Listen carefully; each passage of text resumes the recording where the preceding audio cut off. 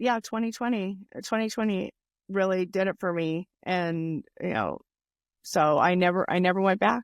And now what's ironic about this is I feel like I am, the counterculture, the original counterculture, where I'm like the hippie now. I'm the, screw the government.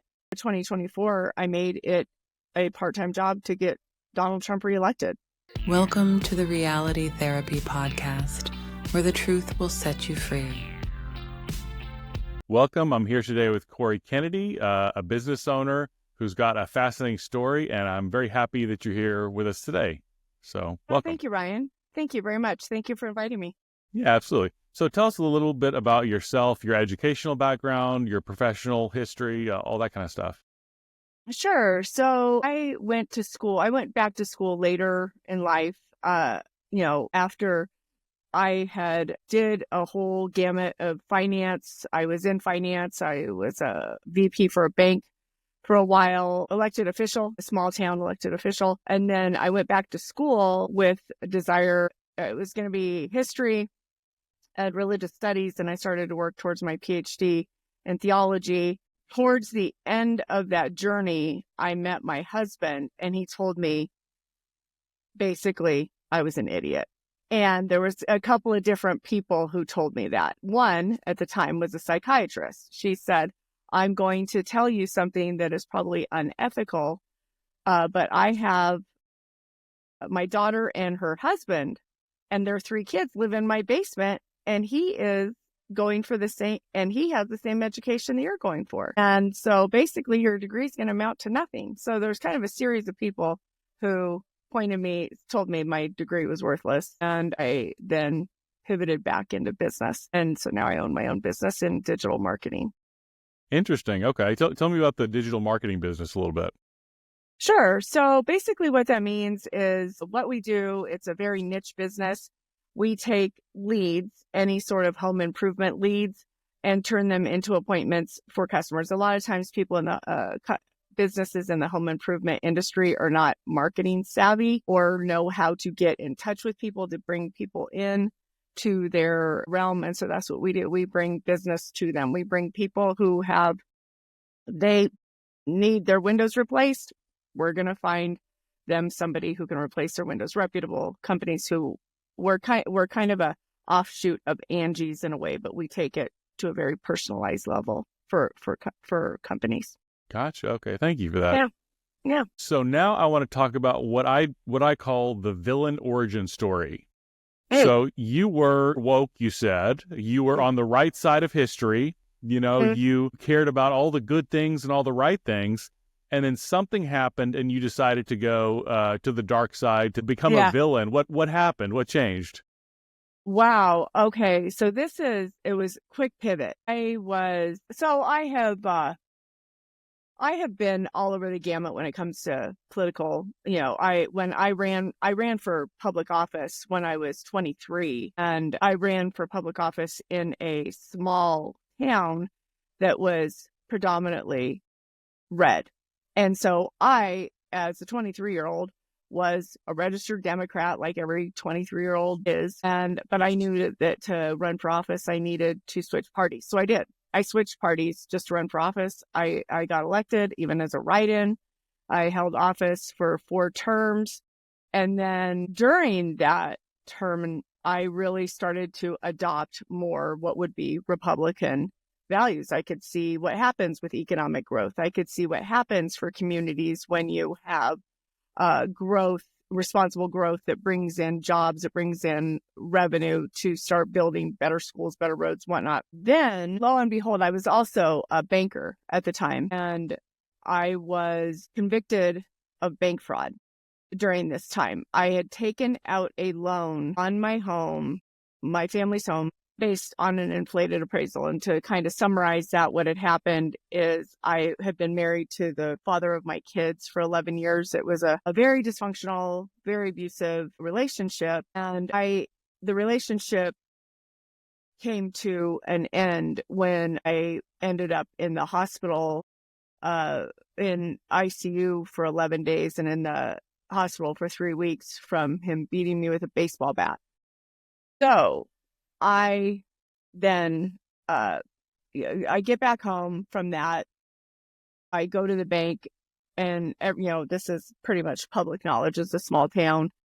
And I go to the bank, and my banker said, and I have debt. He's in jail awaiting, trial. I say, what am I going to do with this debt? I've got a ton of debt. Is there any way we could, consolidate? He said, we can take out a home equity loan. I said, we have no equity. We'd already zapped that. He said, I have somebody who I work with in situations like this, an appraiser. Appraiser comes in, gives me the numbers I need. I pay off all the debt with this, home equity loan. And then 2 years later, I start working for the bank, and I elevated quickly. I moved up fast. I was a single mom doing well for the bank. I became their number one banker. During this same period of time, I was elected by United States Senator Wayne Allard, a Republican U.S. Senator who chose me to represent the United States in Japan for the American Council of Young Political Leaders. So I was a diplomat in Japan for a while. While I'm in Japan, I take a leave from the bank. While I'm in Japan, I find out that the person who had given me helped me with that home equity loan had been fired. They court me for his position, which is now VP. We interview a couple times while I'm in Japan. I come home from that trip, and they offer me the position. Come to find out, in his, I don't know what you want to say, departure, he let them know about the loan I had taken out 5 years prior based on an inflated appraisal. I'd never missed a payment. I'd never, I've still lived there. Everything was, and they fired me. It's a federal crime. FBI shows up at my house a couple days later. I am now being indicted for bank fraud. This all falls under the 1994 crime bill that the Clintons brought in, which was a basic, matrix of the federal system where you have this crime and this, and it goes right to here. There's no real, that seems a little like overkill for the FBI to come because your loan wasn't right. It's crazy. Now, keep in mind, if there's one thing I have to ever say to anyone, never talk to them. Get an attorney, because never ever talk to them. Just because they came to the door, I was terrified. Still a single mom. They're nice. They were the nicest guys, and they scoot a piece of paper across it. I tell them exactly what I just told you. They're like, you know what? Fill this out. Write that down. You're first time offender, you have a clean record. Just really the, pillar of society, single mom. I'm like, okay, write it down. And sure enough, they've taken all my money, because when you are charged with a federal crime, they can follow quickly with a civil suit. So with that came, seizure of my bank account, seizure of my kids' savings accounts, a car. It was, everything. So I had no money really to defend this. And then a crazy thing happened several years later. I was at a Jimmy Buffett concert, and of all places, and talking to this group of younger people, and we're chit-chatting, and, I shake their hand and I tell them my name, and they go, are you the same? Because I had a different name at the time. I said, are you the same? And I said, a city councilwoman I said, yes, that's me. And they said, oh my God, we did a mock trial on your thing, and we were able to get you off because there was no intention. The intention was not there. And so all these, younger legal eagles, if you will, came over, and they were judge, jury, prosecutor. And so I was like, oh, I don't know how I feel about this. And so needless to say, it's behind me. 20 some odd years ago, 99 was when this happened. But needless to say, the Clinton administration and it was one of my driving factors to, how I became a villain, if you will. Okay, so And you've so, you've got this chaotic story. There's abuse, there's the run-in with the FBI, there's this whole political career you got going on. So explain like how the your political ideas are being shaped during this whole time. Like how did you, kind of how are they I guess forming? well, I was still very political. I mean, when I was, like I said, I was the youngest elected at the time. I think there's somebody who's beat me since then, but at the time I was the youngest elected official ever in Colorado. And so I was very political. I was, very astute. Clinton regime, it's very a mishmash of things. We had a great economy at the time. However, we were locking up, at an astronomical rate, blacks, Hispanics, primarily blacks. And so I was like, I was all over the board about that. I could see what they had done with the Matrix, and there was just no leeway. There's no real, you don't even really need a judge anymore. You just, do this. So during that time, gosh, what? I think that, wow, I was pretty pissed off with, how the whole situation went, but I think I was still very naive to it, thinking that this, even though I may have been caught up in it, maybe this is the right thing, because I tended to follow the leader, if you will. And then, what was interesting is then 2001 happened, and, 9/11 happened. I was on a probation system. I fell completely off of these people's radar, completely off. The federal judicial system never contacted me again after 9/11. I was so far off their radar. So admittedly, during that time, I think that I was just living life, you know, couldn't stand the Bushes, the whole Bush regime. I saw that as corrupt. I knew weapons of mass destruction was a big, ploy.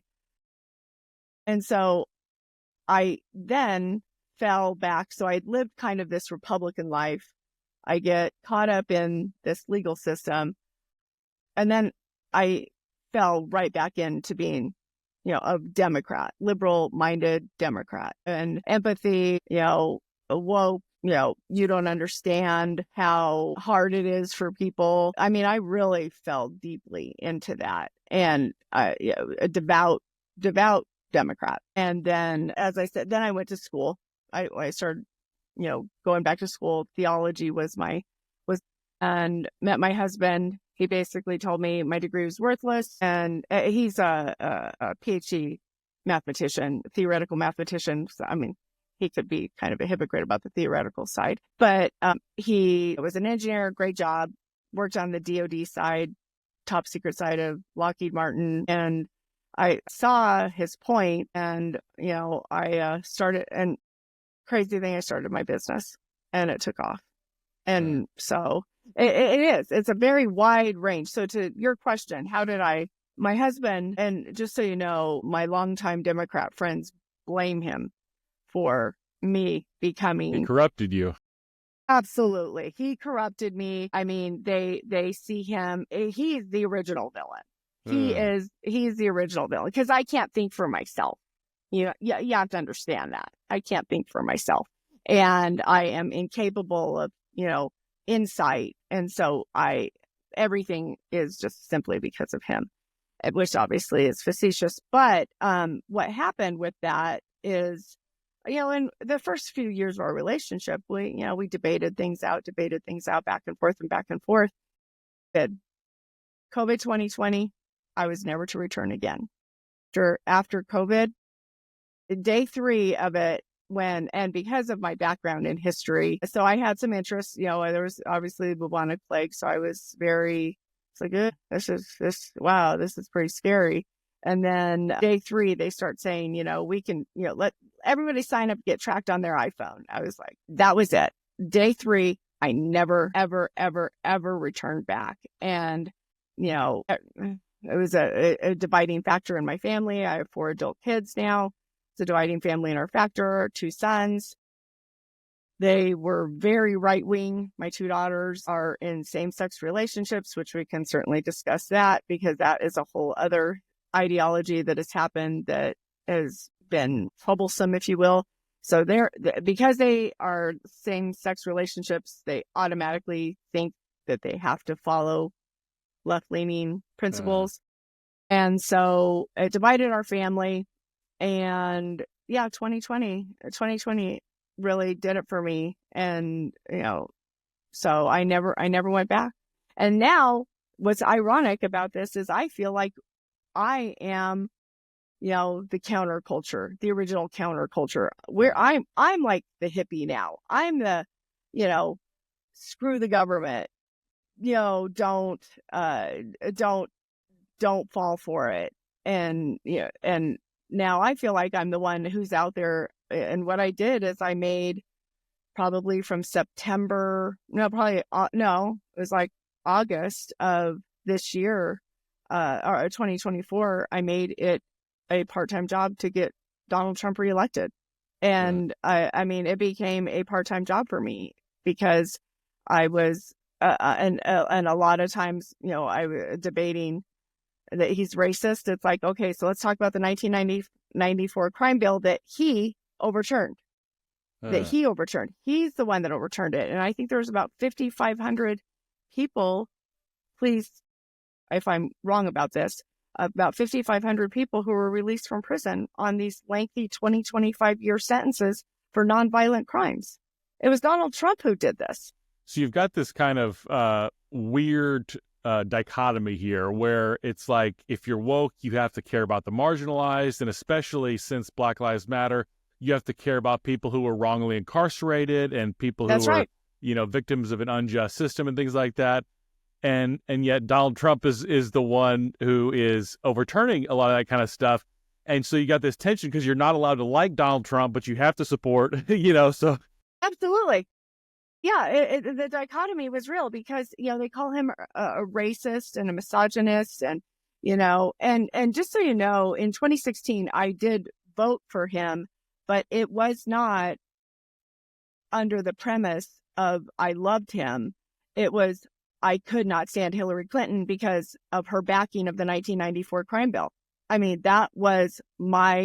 it was a wedge issue for me. There was under no circumstances I could support her. So it was a very personal issue too. 100%. And I mean, I even had Democrat friends saying, you got to get over this. I'm like, when you do time in a federal prison camp and you lose everything you have because of an inflated appraisal that, takes you to this, I'm literally doing prison time for an inflated appraisal. It's going to become personal to you, and you lose everything. And your kids are humiliated. You're humiliated. You're kicked out of your little small town you made a home for your family in because of it. I mean, yeah, it becomes very personal. So it is. It's very, yeah. So when I voted for him in 2016, I voted with the safe assurances he was going to lose. She had this. Wow. She had this, and no way was I going to be part of her being elected. So you didn't necessarily want Trump to win. You just didn't want to have a guilty conscience of having voted for Hillary. 100%. 100%. Okay.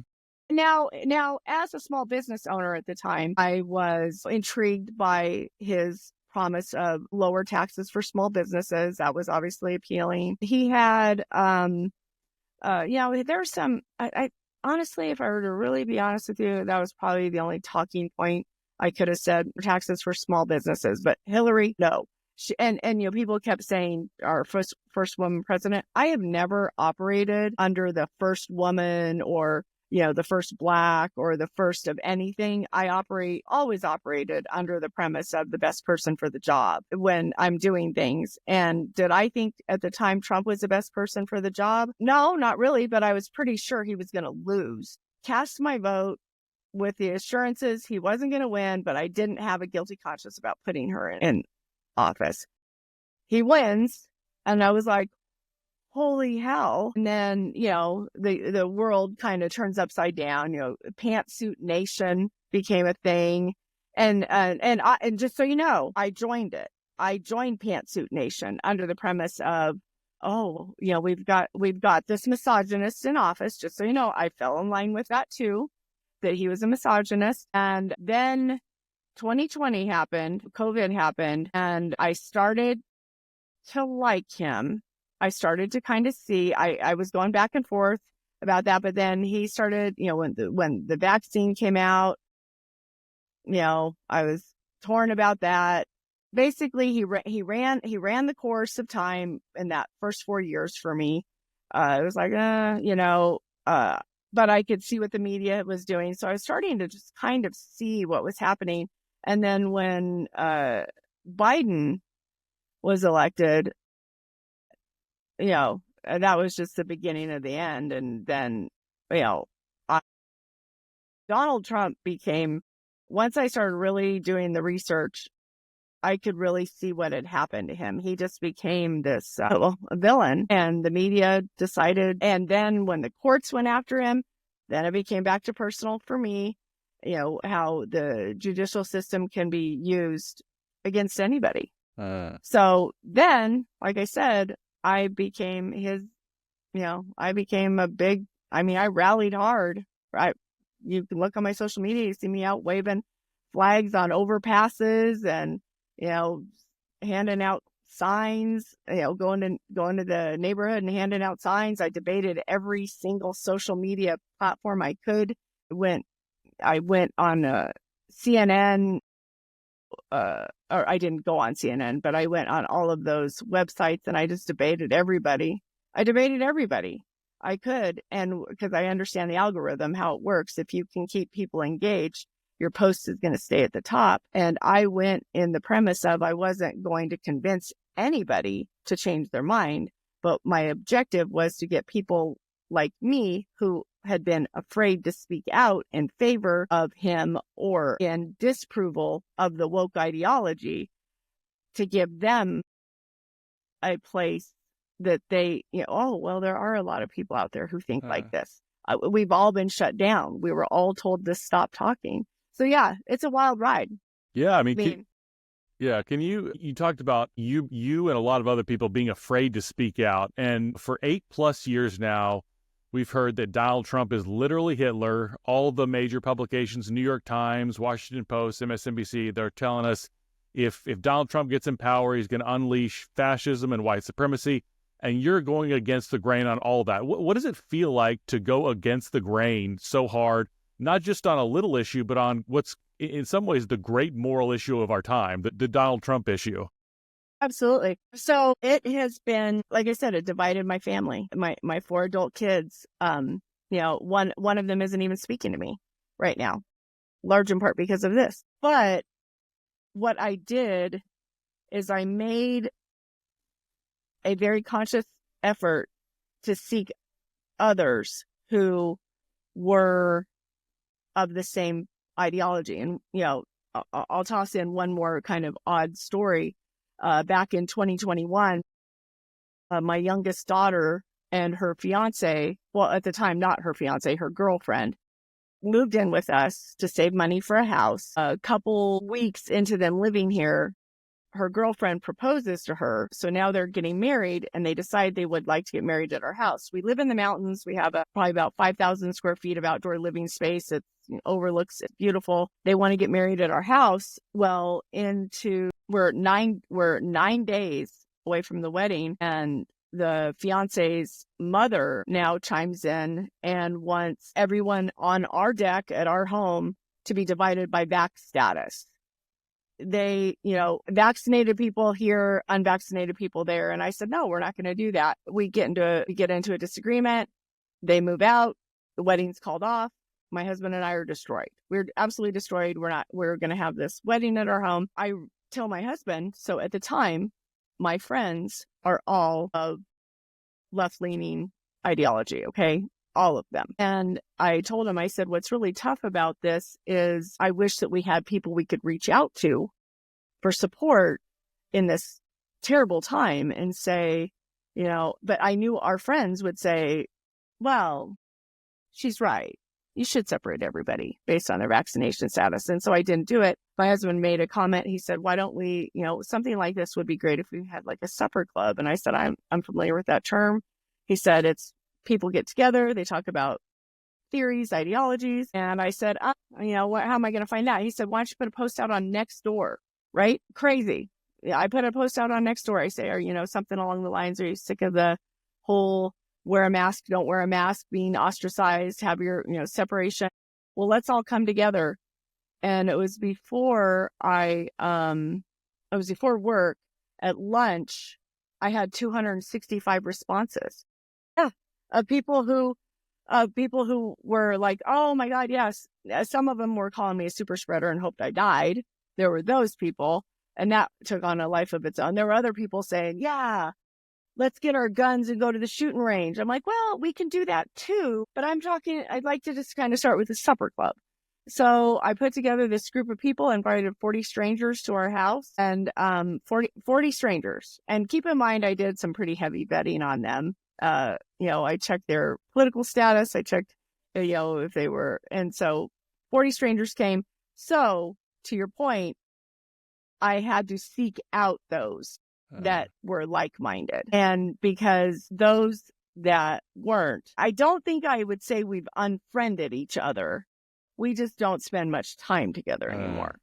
And we can't really talk. I've even tried to talk about things that have nothing to do with politics, and we can't quite get there. It's so admirable that say, let's try to put our differences aside and see what common ground we have. Let's connect. Let's hear each other out. I think that's such an admirable thing to do. But so often that is phrased as like a very, very bad thing. Like you're, platforming fascists, or you're saying that white supremacy is okay if you're willing to be friends with a Republican. Did you get pushback? I mean, you were called a super spreader, but I'm wondering, did you get any other kind of pushback for saying just having these conversations is not okay? Absolutely. In my own home. I went, because, my husband and I made it very clear. We're more centrist than anything. And we made it clear, anybody's welcome at our dinner table. Anybody. But, if you're going to speak and tell me how wrong I am, I'm going to stand up for my belief and question why you believe. It doesn't ever work that way. I'm just wrong and bad and, racist, Nazi, the whole 9 yards. And so what kind of circled back to, I think what may have brought you and I together was the mental health community was, that for me, I did this deep study into narcissism. And so because I was very verbal about the abuse and the mental deregulation that can come from being involved with a narcissist, they use that against me as saying, you're now voting and supporting the biggest narcissist that's ever lived. And so they tried to use that against me. And that was kind of one of the angles. Yeah, it's been. How do you see wokeness affecting mental health just generally in society? This is where we go, because it is the thing under the premise of, wow, gosh, we could really go down the rabbit hole with this. Mental health as it is basically just affirming whatever you say, your truth. I fell for that. And I raised my kids on that. Just so you understand, I raised my kids very heavily on your truth. And even when what came back to me was not the truth about my parenting, I still said, well, it's their truth, even if what was being said was not true. So I would be like, well, I guess that's how they see it, so I have to respect that. Instead of saying, well, that's bullshit. Yeah, what you just said isn't even true. Now let's talk about what is true and work through that. So the mental health community has, in my opinion, been the detriment. And I can't speak for anywhere else in the world, but in America. And I had an epiphany not long ago because they say a lot about the kid, people homeless on the streets. They say we have a mental health problem. I actually believe the mental health problem is the mental health community. That is the problem. It's not lack of mental health treatment for these people. It is the mental health community, which to provide the wokeness is you can't say certain things. You can't do certain things. That is being, and if you, and just so you know, when I dealt with psychologists, it was the same thing. We had an issue with our next door neighbor who was ladies in a same-sex marriage, and my husband and I at the time were going to therapy because we were starting to work together on the business. He had left Lockheed and started to work together on the business, and I wanted to be proactive about us working together full time and bring in a therapist. That's what you should do. Bring in a therapist, because we need to make sure we do that. And she said, and we were telling her about, kind of having an issue with the neighbor, and everything was good. And I said, well, they're same sex. And she said, well, what's wrong with that? I said, there's nothing wrong with it. I'm bringing it to the point that this is just a fact. And she then changed from having an issue with neighbors about a fence and made it about us having an issue that they were same sex. And I'm like, no, we still have an issue with the fence. There's still a fence issue. And we got into an argument about a fence. This has nothing to do with the fact that they are a lesbian couple. I brought it up because you asked me about them, and I wanted to give you kind of a point of reference. And the whole conversation became my husband and I were having that they built a fence on our property, and it was not to say it was a shitty fence on our property. We had a problem with the fact that they were gay. Yeah, it's like there's certain words like same sex or lesbian. You say the word and just a switch is flipped, and it's like I go off of worried about your mental health, and now I need to lecture you about you need to be more on board with social justice, and the whole concept of I'm here to support your well-being, that goes out of the window. Like now, what's important is I need to make sure you have the right politics. Absolutely. And I struggled that with both my daughters. So here's another great little story is my oldest daughter is involved with a woman, has been so for 11 years, and she's not a lesbian. And she is, and when I have brought things to her attention about her partner, about her being a narcissist, about her being financially abusive, about her being not who I think my daughter deserves to be with, she tells me, because I've told her, I said, if you were with a man and he treated you the way she treats you, I would not be okay with this. And she said, well, she's not a man. And you with your heterosexual normatives are mistaking what a same, and I'm like, no, this is abusive. But because she's even caught into the ideology that because it's two women, there's some sort of abuse is okay with that. It's so fascinating that with the new social justice woke ideology, determining if something is wrong is not based on what the action is. It's based on who's doing it. Yes, absolutely. And that is exactly what I have run into. It doesn't matter who is doing what is wrong. I mean, because our other neighbor we live in a very unique community. Our other neighbor is a neo-Nazi. So, right. So we have that guy, and then we have to the other side of us. Well, and the ladies have since moved out, but yeah. So, and this guy, he's not a fan of mine either, but it's all, like, it is a crazy time. It seems like we're living in a time of more extreme politics. Like, I could be romanticizing the past, but I feel like I grew up in 90s, 2000s, and there was a feeling where, if somebody was of a different politics than you, they were probably still a pretty decent person, still a pretty rational person. And something about the last, 10 years or so has made just so many people go crazy. And I talk a lot about wokeness, But there's also a lot of people who just, women are the problem with everything in the world, or you have some boogeyman, whatever it is, and you've developed all these conspiracy theories around it. Like, what do you think is causing just society in general to kind of lose it? So I'm actually going to turn this back to you, and I'm going to ask you a question. I think it's titling that has created this. The Black woman, the Black man, the lesbian woman, I personally think that is what it is. And your thoughts on that? I mean, back to when you were speaking about times where you could have conversations, I don't believe that this titling was so prevalent. Yeah, I think the obsession around identity is taking the place of something we've lost. So religion used to have a huge part in the American consciousness, American culture, and that's kind of receding into the background. Even people who are religious, it's not the most important thing in their life, Mm-hmm. Community, I don't know if you've heard of Robert Putnam's Bowling Alone. We're just not engaged in community nearly as much as we used to be.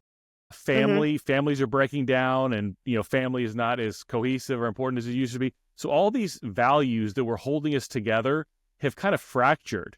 And then you've got social media thrown into the bunch that kind of just naturally makes us all go crazy and spin off into our own little worlds. And then you start hearing messages, it could be an alt-right person say, hey, as a white person, you're the real victim. Or it could be a person of color say, hey, the world is out to get you. And then you develop these social media echo chambers, basically, and you start listening to only that, and you think this identity piece, whatever it is the most important thing in the world. And not only is it the most important for me, this, whatever I'm talking about, whatever my issue is the great issue of our time, right? And I am going to be saving the world by pushing justice for whatever, by putting women in their place, by pushing DEI, whatever it is, my issue is going to save the world, basically. So that it kind of replaces religion in a sense. Sure. Which then, when you say it becomes its own religion. Yeah, absolutely. Because it's the same concept. And I do 100% agree with you that these values, our friend group that I spoke of, that we call our like-minded group, we were actually addressing that on election night. We had a party on election night about, and just so you know, a lot of our friend group has a lot of the similar issues with their adult kids that I do. Kind of this, failure to launch maybe might be an appropriate term. And we all mentioned that none of us had really raised our kids in the church. We had all kind of veered from that, thinking, we're going to be more free thinkers. We're going to let our kids, experience life and not have such a regime hold over them. And instead, what came into play, like you said, was social media became their community. That social media became for my kids. Social media became their community. My sons were kind of in that first generation of. My oldest son was born in '86, so it was kind of that first generation of Halo. Interactive video gaming, and where you could talk to your friends sitting on your couch. You talk to your friend down the block, and you guys are all playing the same video game. That became a community, and so absolutely, and then and I do remember when my daughter told me that we had white privilege. I'm like, do you remember what happened to me? And do you remember how when I came home one day and you're sitting on the couch of our apartment that we were about to be evicted out of after all this happened and the electricity was shut off? Yeah. And but she's adopted these things. And so, yes, to your point, there is this very wide ranging woke, how it, the interpretation of it. And I know that I think maybe one of the reasons I do so well with Donald Trump is he has a weave. I tend to have a weave. I have a wide-ranging weave, and I try my best to bring it back in. I'm curious, you've got a background, an educational background, and an interest in history and religion. Those were things you were studying. You were about to go get a doctorate in theology. How do you think those subjects and your knowledge of them informs your politics and your political turn? Well, unfortunately, I think that academia and in theology as well has very much, moved left. So whereas religion, Christianity in particular, and Catholicism has tended to be a more conservative type of value, if you will. And to take that and to move that more into the left, it's taken away, kind of do right by your man and replaced it with, if you think anything but this, you are wrong. And so the religion being in academia has very much, I believe, lost the original concept. I mean, I studied Christianity all the way back and just so you know, I ended up with more questions than answers. My education just provided more questions than anything. I was seeking answers and I ended up with more questions. But Christianity is, well, another concept too is that woke really has taken Christianity and made it, absolutely the opposite of what it is. It's, it's bad. It doesn't accept, for certain people, and therefore it is wrong. So, I mean, when you think of wokeness and religion, I think that they are like, you can't have both. Yeah, that's actually, like you just can't. That's a really fascinating. I heard someone say the other day, wokeness is Christianity applied to politics without any kind of personal morality. So all these kind of personal codes or ethics that you would live your life by and compassion for other people, you have this on a grand social scale. You're supposed to care for the marginalized or the least of these, like Jesus talked about, but you have no personal, requirement that you're supposed to live with compassion to other people. So you have this, I'm being really mean and nasty to people in the name of I'm trying to help out the least of these. And so it's Absolutely. This really, really warped version of, kind of pseudo-Christianity in a sense. 100% agree with you about that, for sure. You need to be kind to only those that think the same as you.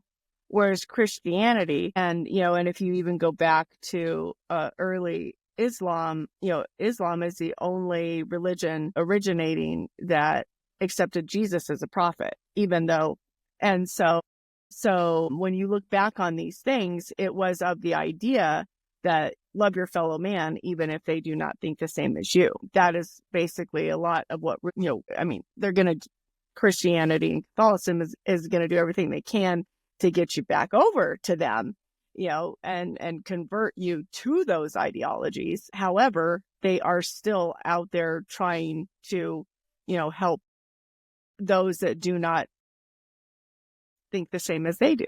Whereas the wokeness is, I will only help you if you think the same as I do. In fact, if you don't think the same as I do, you should die.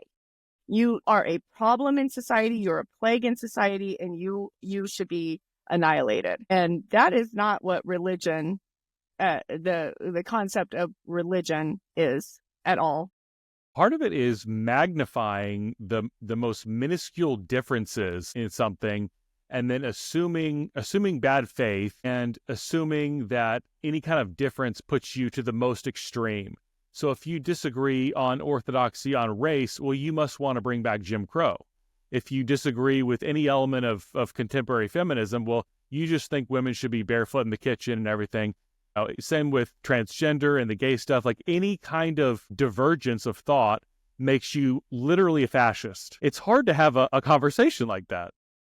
Absolutely. When I did not support Black Lives Matter, because I am of the mindset that taking anything like that is actually counterintuitive to the cause. Because, same with modern feminism, you need to hire women and Blacks, because if you don't, you are racist or misogynist. And instead of saying, I want to hire the best, and I also think that everyone has to strive. Everybody has to strive. I am living, walking proof that you can rise again if you try. And I have had debates with my book club ladies who say, well, you have to admit that the reason you were able to revive yourself is because you're white. I'm like, no, it's because I worked really, really, really hard. I worked really hard at this. And so and if you don't follow these ideologies, I therefore am a racist. And I want people to rise up, everybody to rise up. I don't want people to be handcuffed to anything. I don't want people to be handcuffed to I'm a woman, therefore I should be getting a promotion. I want you to rise up and be the best person for the job. It's such a tunnel vision on the issue of race, just like complete blinders they're wearing. It's like, oh, did you have breakfast this morning? Oh, that's your white privilege. Literally anything just gets chalked up to that. And there doesn't seem to need to be any empirical evidence or logic. It's just, it's all anecdotal. Yeah. Yes. It's this anecdotal. Right. Like you said, I live the life I live because I'm white. It's like, no, I am pretty sure it's because I worked really hard. And I've had pathways where I very easily could have taken a victim. And just so you know, if I'm being totally honest with myself and you, I probably have lived a life, although I was striving a lot and always climbing, I think because of the mental health community, I very much lived in a world of victimhood. And from the mental health community, I very much lived in a place of victimhood. It was only when I started to say, even the bank fraud thing, as wrong as it was, really was, it's my fault. I questioned the ethics of it. And so once I really adopted even the relationship that I was in that ended with me in ICU, it's my fault. I should have left.